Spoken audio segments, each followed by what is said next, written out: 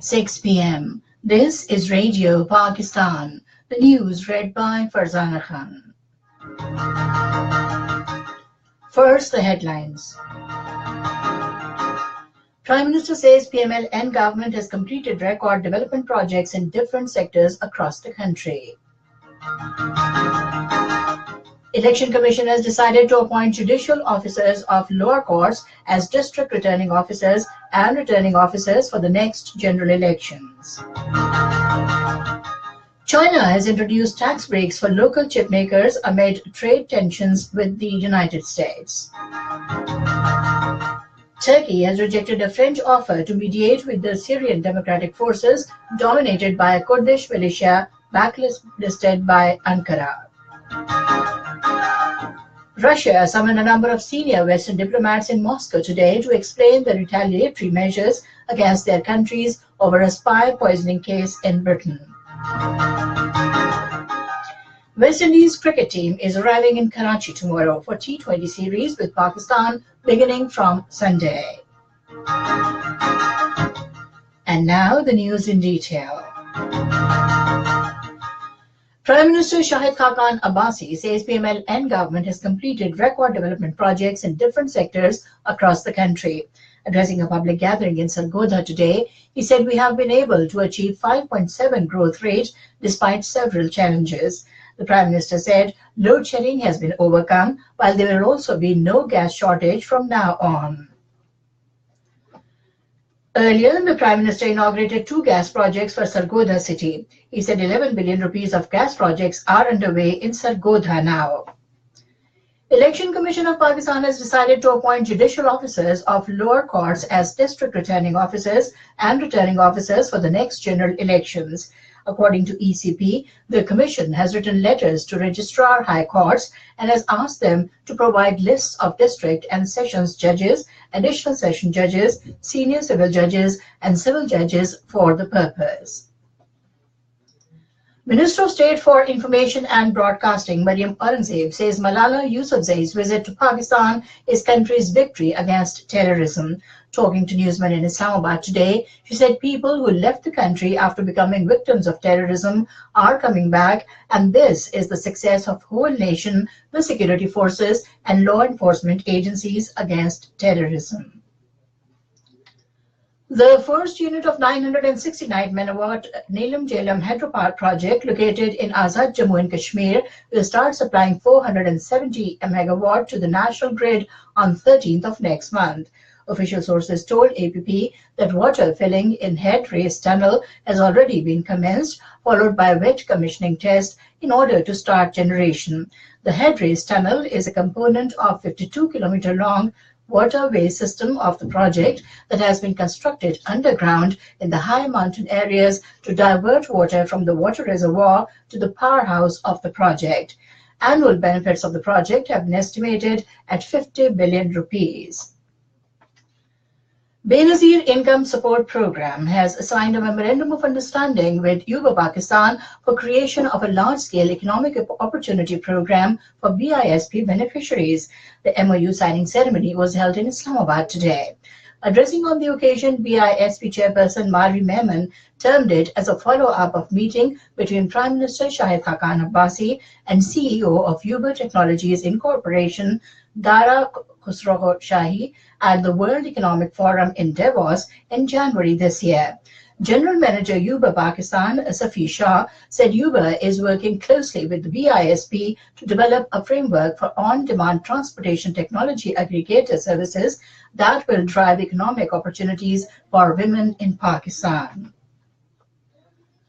Pakistan's first 3-day International Counterterrorism Forum begins in Islamabad from Tuesday. Coordinator National Counterterrorism Authority, Ehsan Ghani, during a news briefing in Islamabad today, said the conference is aimed at highlighting Pakistan's endeavors and achievements in countering menace of terrorism and extremism before the international community. He said the valiant armed forces and nation have rendered unmatched sacrifices against war on terror and registered mega successes against it. A group of students from Islamia University, Bahawalpur, visited Bahawalpur Corps headquarters and spent a day with the Pakistan Army. They witnessed combat worthiness of troops through demonstration of armored personnel carrier vehicles and military equipment exhibition. Students were also given an opportunity of trade ride, fire small arms, and enjoyed a friendly volleyball match. The program was organized to enlighten students about the functioning of Pakistan Army, its organization and preparedness. Pakistan's High Commission in Sri Lanka organized a reception in connection with the celebrations of 78th National Day of Pakistan. Minister for Primary Industry, Han Dega Gamash, was the chief guest on the occasion.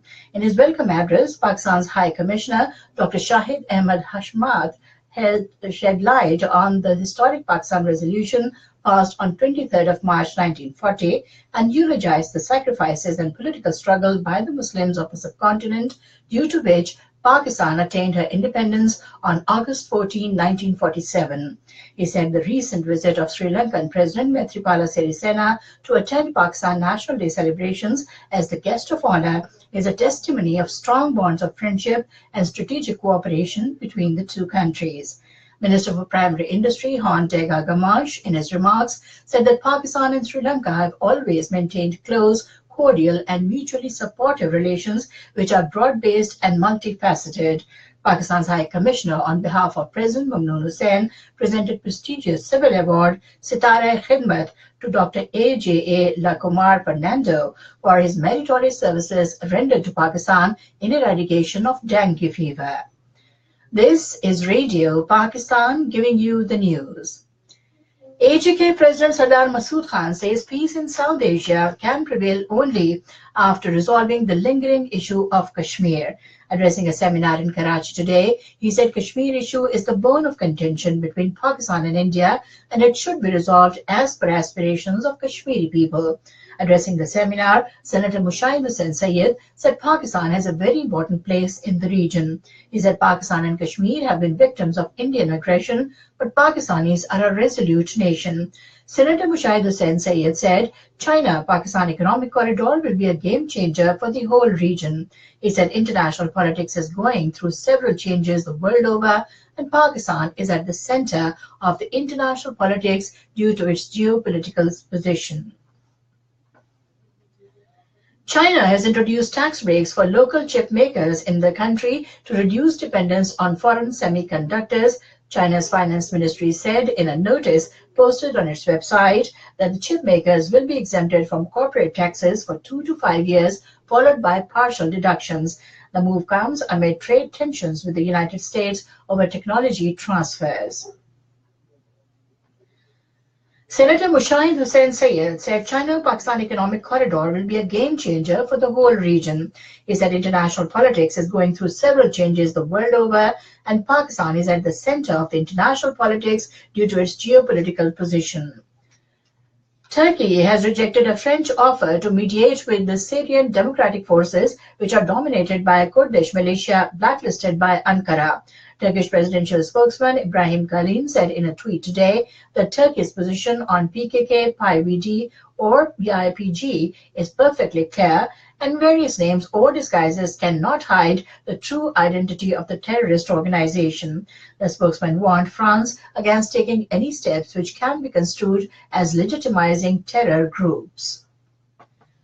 Russia summoned a number of senior Western diplomats in Moscow today to explain the retaliatory measures it is taking in a standoff with their countries over a poisoning of the former Russian spy and his daughter in Britain. In a statement, Russian Foreign Ministry said it is summoning representatives of the countries that have taken unfriendly action against Moscow in solidarity with Britain over the spy issue. Embassy officials from France, Germany, Italy, Poland, the Netherlands, Croatia, Belgium, Ukraine, Sweden, Australia, and the Czech Republic were seen arriving in their official cars at the Foreign Ministry building in Moscow. Thousands of Palestinians launched the Great March of Return in the besieged Gaza Strip today, demanding the right of return to their villages and towns they were forcibly displaced from in 1948. 10 cities have been set up in 5 locations along Gaza border, including Khan Yunis, Rafah, and Al Bureij refugee camp, where more Palestinians are expected to arrive.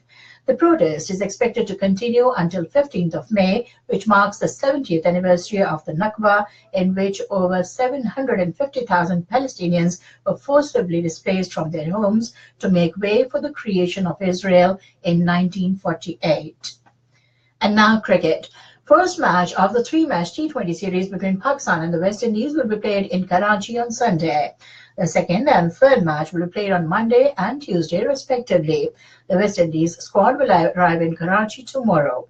Meanwhile, all-out security arrangements have been finalized to maintain law and order on the occasion. Addressing a public conference in Karachi, Sindh Information Minister Syed Nasir Hussain Shah and Pakistan Rangers Sindh Sector Commander Brigadier Shahid said additional staff will be deputed for security checking during the 3-day match series. Weather. Mainly dry weather is likely to prevail in most parts of the country during the next 12 hours. To end the news, the main points once again. Prime Minister says PML and government has completed record development projects in different sectors across the country. Election Commission has decided to appoint judicial officers of lower courts as district returning officers and returning officers for the next general elections. China has introduced tax breaks for local chip makers amid trade tensions with the United States. Turkey has rejected a French offer to mediate with the Syrian Democratic Forces dominated by Kurdish militia blacklisted by Ankara.